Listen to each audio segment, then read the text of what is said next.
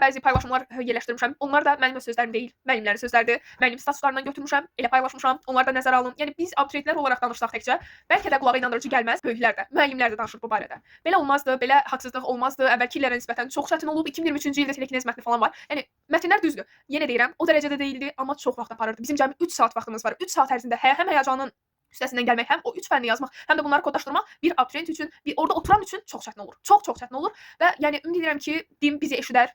Dövlət İmtahan Mərkəzi bizi eşidər, hallar olur. Ona görə də düşünürəm ki, bu imtahan elə bir şeydir ki, yəni bu 3 saat bizim taleyimizi həll edirsə də, niyə bizi nədəsə sual altında olacaq hadisələrlə taleyimizi aparırsınız? Yəni bu 3 saat kiminsə həyatının sonu ola bilər. Mənim ətrafımda o qədər depressiyaya düşmüş, bloka hazırlaşmaq istəməyən şagirdlər var ki, bu gün öz haqqım üçün, öz danışmaq, fikrimi ifadə etmək hüququmdan istifadə edərək və öz şəxsi səhifəm üçün video paylaşıram və burada da yanlış, mənfi danışmadığımı, tamamilə başıma gələnləri danışdığımı və fikirlərimi, şəxsi fikirlərimi bölüşdüyüm üçün heç nədən narahat deyiləm və bu videonu da paylaşa bilərsiniz. Öz fikirləriniz mənim fikirlərimlə üst-üstə düşürsə təbii ki də, ümid edirəm ki, ballar aşağı düşər ən azından. Çünki o ballar, belə imtahan, siz necə bir gələcəkdən, necə bir kadrdan bəhs edirsiniz? Yəni imtahan şagirdlərin yoxlanması üçündür. Şagirdlərin biliklə, elm cəhətdən yoxlanması üçündür, amma bizim səbrimiz sınandı, səbrimiz yoxlandı. Və bu qədər dərs çalışan, gecəsini gündüzünə qatan, gecələr yatmayan şagirdlər üçün bu ağır idi, bu faciəvi idi, hətta deyərdim ki, neçə tanıdığım var, tək deyiləm. Tək öz adımdan danışmıram. Neçə tanıdığım var ki, o insanlardan, hətta mən özümdən gözlədiyimdən artıq gözlədiyim insanlar var, müəllimlərin gözlədiyi insanlar var, amma gəlib nəticə nə olur, belə olur.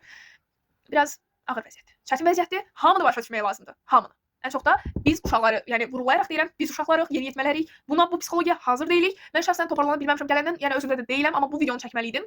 Çünki lazım idi. Kimsə də səsini aləmə duyurmalıdır, deməlidir ki, bu vəziyyətdir. Bu formada irəli getmək mümkün deyil. Deyirəm ki, yenə vurğulayıram ki, səsimizi duyuraq, heç olmayıb balları aşağı salsınlar. Çünki bu formada